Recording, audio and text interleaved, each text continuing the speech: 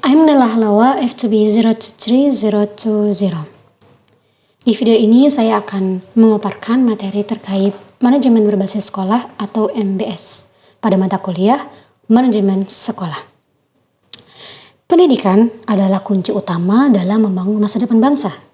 Untuk menciptakan sistem pendidikan yang lebih baik, sekolah perlu memiliki kebebasan dalam mengelola sumber dayanya secara mandiri.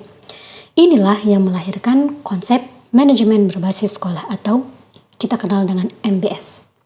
Dalam video ini, saya akan membahas pengertian, tujuan, serta bagaimana sistem ini diimplementasikan dalam dunia pendidikan.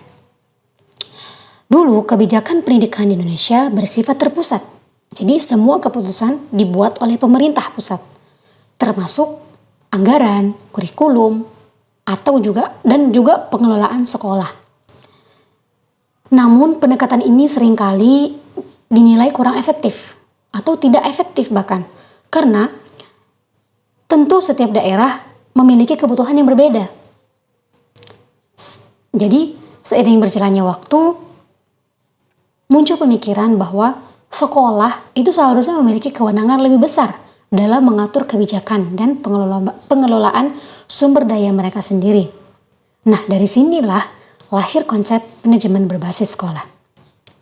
Apa sih yang dimaksud manajemen berbasis sekolah?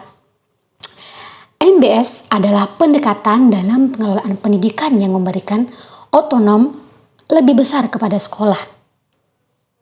Lebih besar ya, bukan berarti pemerintah tidak ikut campur. Tentu pemerintah juga ikut campur, namun otonominya tuh lebih besar kepada sekolah. Nah, dalam sistem ini, sekolah diberikan kewenangan untuk mengatur berbagai aspek operasionalnya, mulai dari anggaran keuangan, sumber daya manusia SDM-nya, hingga pada kurikulumnya. Namun juga tentu MBS tidak berjalan sendiri tanpa pengawasan. Justru sebaliknya, pendekatan ini mendorong keterlibatan aktif dari berbagai pemangku kepentingan.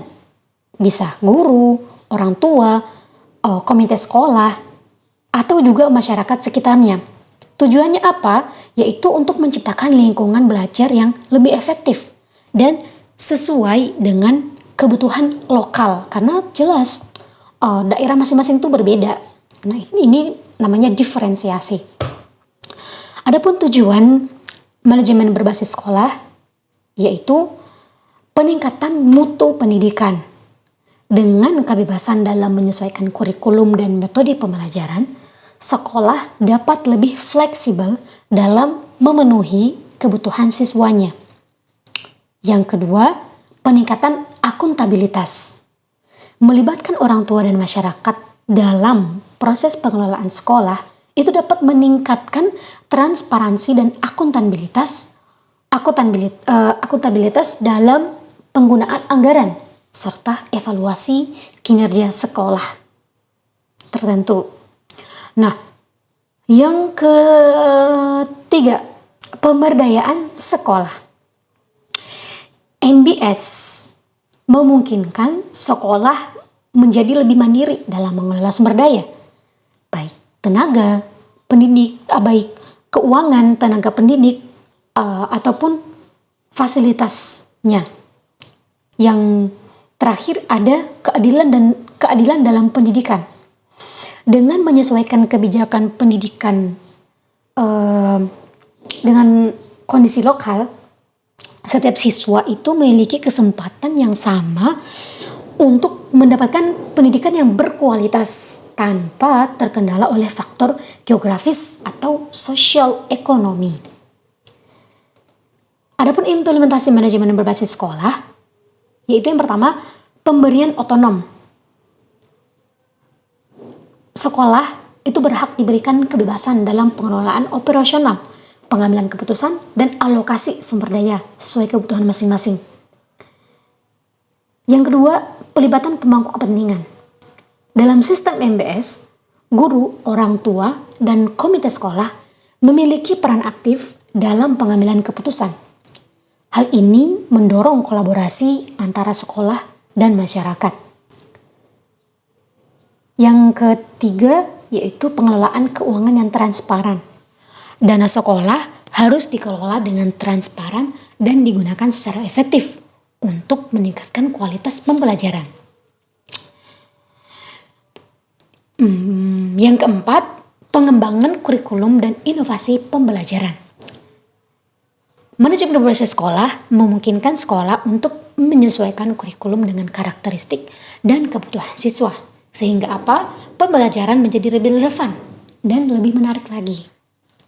Yang terakhir ada evaluasi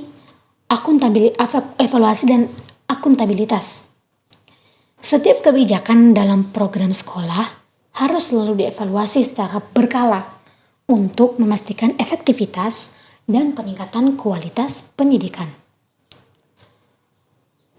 Terkait keuntungan dan tantangan MBS menjadi keuntungannya ya, MBS itu menjadi lebih fleksibel dalam mengembangkan metode pembelajaran, dapat meningkatkan efisiensi penggunaan anggaran, juga lebih cepat dalam merespons kebutuhan siswa dan lingkungan sekitarnya. Juga di sisi lain, nggak semua sekolah memiliki sumber daya manusia yang cukup untuk mengelola kebijakan secara mandiri. Dan juga tidak semua daerah itu memiliki akses yang sama terhadap pendanaan dan infrastruktur yang memadai. Nah, oleh karena itu, dukungan dari pemerintah dan juga pelatihan bagi tenaga pendidik menjadi hal yang sangat penting agar sistem ini dapat berjalan dengan baik. Kesimpulan dari materi ini adalah manajemen berbasis sekolah merupakan langkah besar dalam meningkatkan mutu pendidikan di Indonesia. Dengan memberikan otonomi lebih besar kepada sekolah, sistem ini memungkinkan setiap institusi untuk berkembang sesuai dengan kebutuhan dan potensi daerahnya. Namun, ingat penerapan MBS ini juga harus dilakukan dengan penuh tanggung jawab dan harus melibatkan berbagai pemangku kepentingan.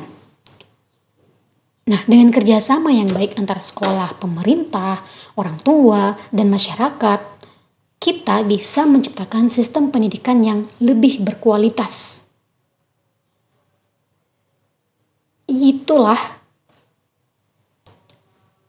pembahasan mengenai manajemen berbasis sekolah. Semoga video ini bisa bermanfaat. I'm Nala Halawa. Thank you for watching. Assalamualaikum warahmatullahi wabarakatuh.